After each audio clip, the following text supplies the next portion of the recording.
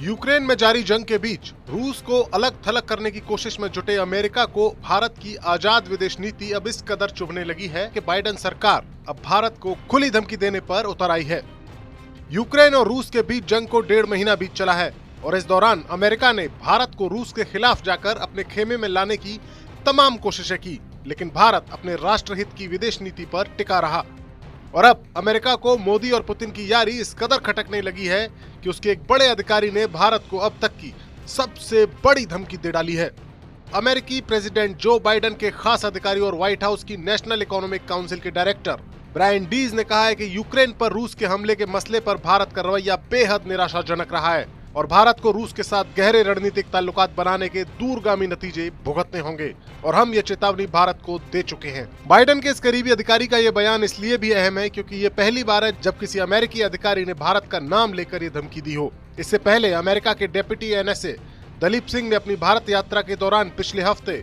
ऐसी ही बात कही थी, लेकिन उन्होंने भारत का नाम नहीं लिया था। लेकिन अब अमेरिका को भारत के रवैये से इतनी परेशानी होने लगी है कि वो भारत को खुली चेतावनी दे रहा है। दरअसल बीते कुछ सालों में चीन की चुनौती का सामना करने के लिए अमेरिका ने भारत के साथ अपने संबंधों को गहरा किया है, लेकिन भारत रूस के साथ अपने पुराने संबंधों की कीमत पर अमेरिकी खेमे में जाने के लिए तैयार नहीं दिख रहा है।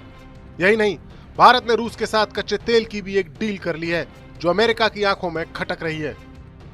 रूस को आर्थिक तौर पर बर्बाद करने की योजना बनाए बैठे अमेरिका की कोशिश में ये डील बहुत बड़ा कांटा है, क्योंकि इसमें कच्चे तेल की कीमत का भुगतान डॉलर में नहीं बल्कि रूस की मुद्रा रूबल में करने का प्रावधान है।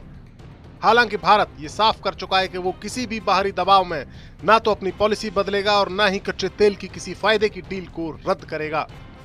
भारत के विदेश मंत्री एस जयशंकर ने पिछले दिनों ब्रिटेन की विदेश मंत्री एलिजाबेथ ट्रस की मौजूदगी में ये साफ किया था कि भारत की इस ऑयल डील पर सवाल उठाने वाले पश्चिमी देश पहले अपने गिरेबान में झांक कर देखें, क्योंकि रूस से सबसे ज्यादा तेल और गैस तो यूरोप के देश ही खरीद रहे हैं।